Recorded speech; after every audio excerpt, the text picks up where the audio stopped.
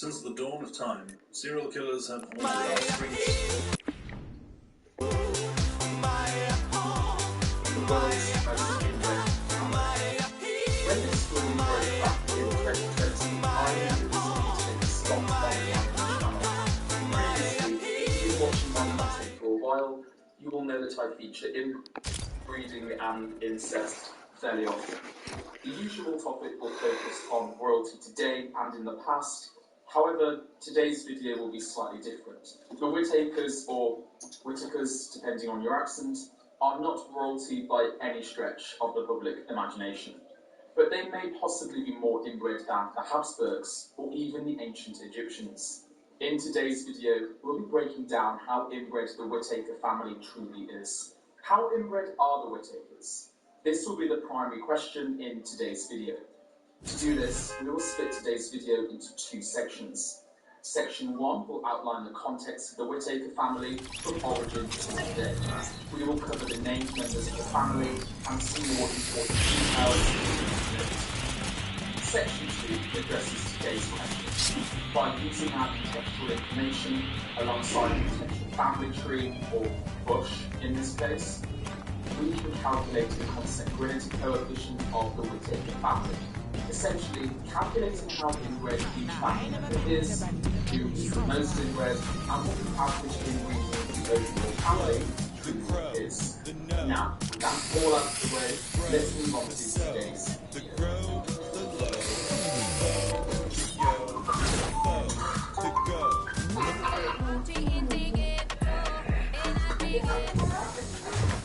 Why were the Whittakers even care about?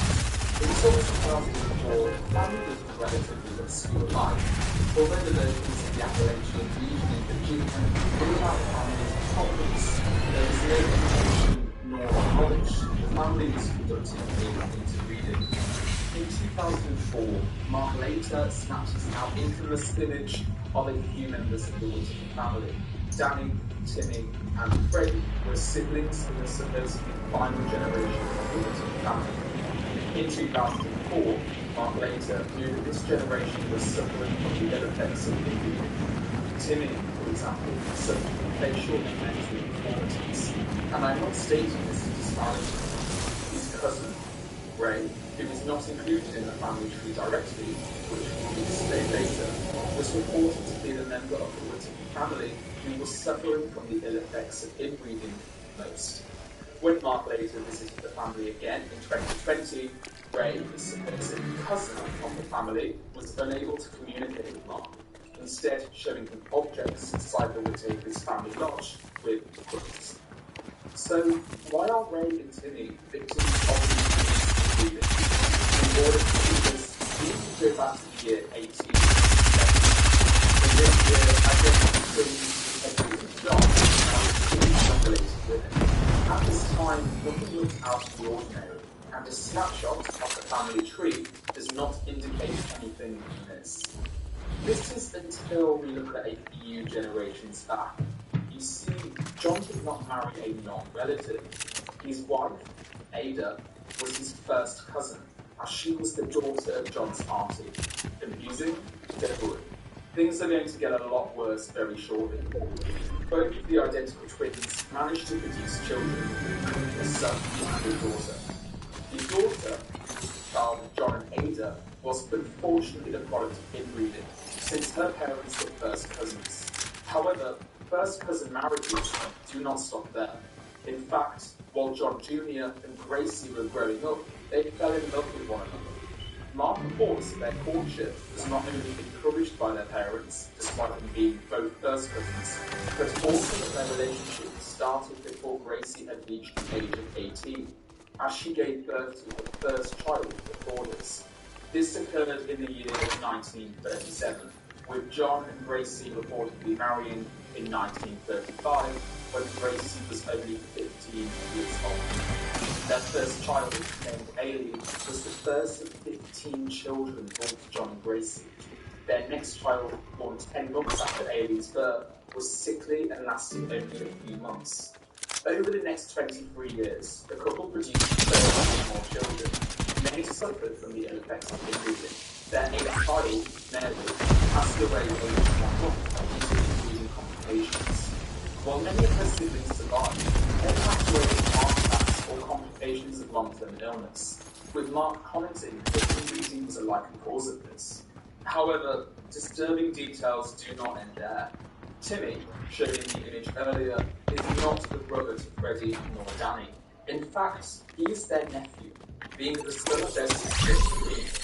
Mark could not find out conclusively who Timmy's father was, but later on in the video, we will uncover some disturbing testimonies. Out of all of the 15 siblings, Danny, known as Ray, was apparently the one who suffered the most from inbreeding. Out of the 15 siblings, Betty was regarded as the most capable and became the family matriarch. When Mark visited the family in 2020, he asked her why there were so many abnormalities and eccentricities in the family. She commented that it had nothing to do with genetics and could possibly be due to coal mining. Critics stated that the Whittaker family, who lived in West Virginia, were in one of the most poorest counties in the whole of the USA, and that this would count as exploitation. However, latest documentaries sparked a GoFundMe page for the family, allowing them to finally break their cycle of poverty.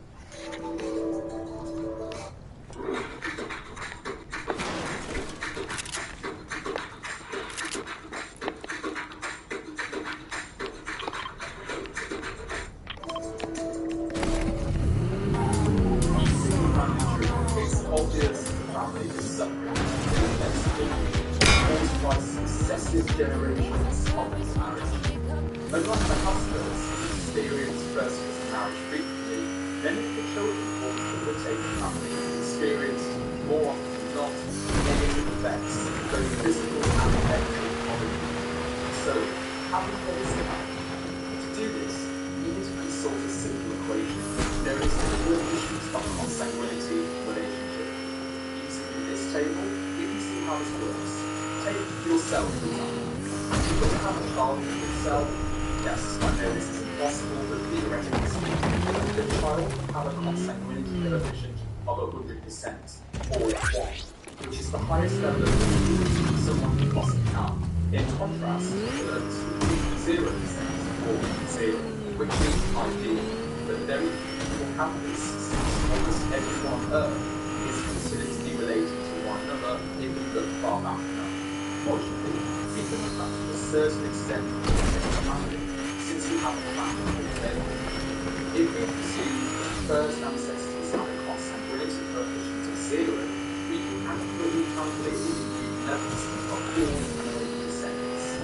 The first culprit of inbreeding was Philip of John and Baker. His daughter, Grace, was a product of the first relationship. This means Grace's consanguinity coefficient is 0, 1, 5, and 4. Gracie, she went on to have her own first cousin John.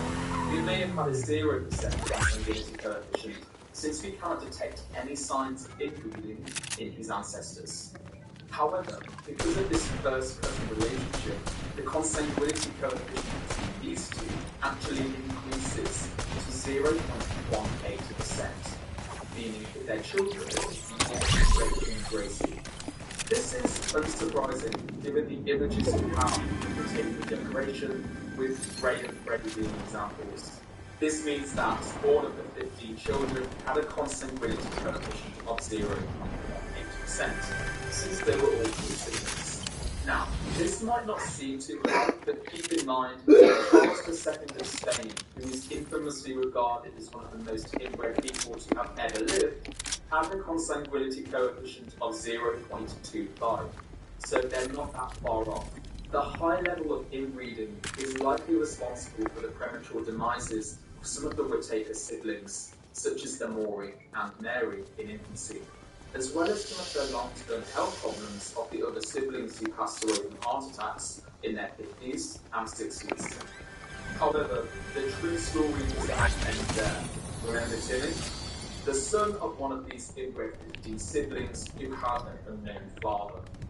If Timmy's mother, Marie, had married a non-relative, Timmy's consanguinity coefficient would have been as low as 0.08%. But looking at Timmy, it's safe to say this is unlikely. In fact, Timmy appears to be suffering from inbreeding either to the same extent or even higher than his supposed aunts and uncles. What does this mean? Although Lorraine had Timmy when she was 33, there is a possibility that Timmy's biological father is a close relative to Lorraine. A cousin is a possibility, since the town they live in only has 800 residents, with almost 100 of these being in the family line. However, there is also the great possibility of something else, which I will not elaborate here, since there is no direct evidence. With that said, we must conclude that the family has a consequent coefficient that ends in breed extent of 18%, ranking them as one of the most inbred families to have lived on Earth. And there we have it, how inbred the Taken family is. What detail in this video do you find surprising? Make sure to leave a like and a comment.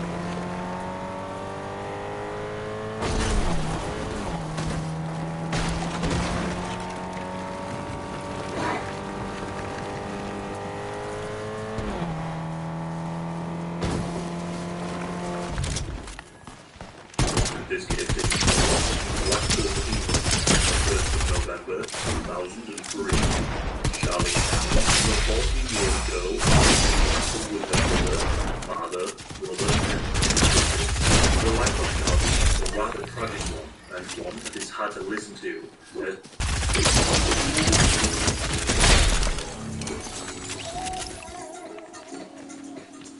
Especially for those who have experienced SA. It seems that she never really had a chance in life, but we shall get into that later. An old close friend of Charlene, who knew her very well, described her as a lovely and caring girl. However, he said that when she was around 12 years old, her personality changed. She became more reckless and rebellious. Charlene's older sister is named Rebecca. At the time of this story taking place, she was 16 years of age. Out of all of the siblings, it's reported that Charlene and Rebecca were the closest and considered each other to be best friends. Rebecca moved out of the family home when she was 14 years old and moved into a house that was owned by a 50-year-old man. Rebecca has claimed that she and this 50-year-old man were not in a relationship. However, many who knew her at the time have stated that she was indeed in a relationship with this older man. Despite moving out, Rebecca and Charlene still remained very close. Rebecca Downs had moved out of the family home as soon as she could. This was because her father, Bob Downs, was known to be incredibly violent. If his children misbehaved, he would beat them, especially if he had had a couple of beers. Also, some very unsavory characters would often stay at the Downs' household as guests. But we shall talk about this in depth further on. Charlene, too, was a victim of Bob's anger and violence. In fact, the Downs family had moved from the West Midlands to Blackpool in 1999. This was because both Karen and Bob risked losing their children, as they had been investigated by the social services due to neglect, abuse, and multiple predators staying in the family's home. The authorities wanted to place the children into the care system. On the 1st of November 2003, Charlene awoke at around 10 a.m. She got ready for the day and met her sister Rebecca. The two spent the day walking the streets, in the arcades, and in McDonald's. At around 6:45 p.m. that night, Charlene and Rebecca were walking towards Church Street, which is in Blackpool town centre. During this time, their mother, Karen Downs, was handing out leaflets for a local restaurant. The three happened to bump into each other and spoke briefly. Rebecca told Karen and Charlene that she was going home and asked Charlene if she wanted to come with her. However, Charlene said that she wanted to meet some friends instead.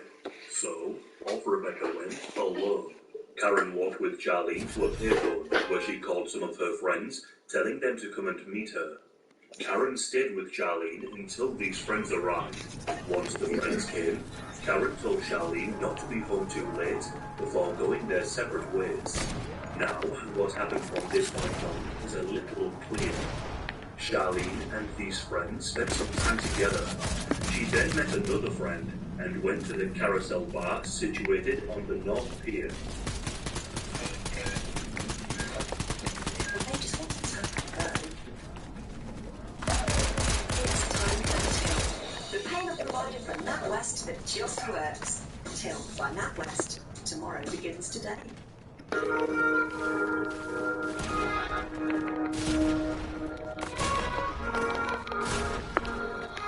Footage would be found much later of what appears to be Charlene walking with an unidentified woman at around 9 p.m. The area in which Charlene is walking was known for the selling of illegal substances and is where working women were known to hang out. Charlene then meets other friends and hangs around the town centre before making her way towards an alley on Abingdon Street. Charlene was spotted around this alleyway at around 10 to 11 p.m. It was the last time she would ever be seen again. When Charlene didn't make it home that night, parents became concerned.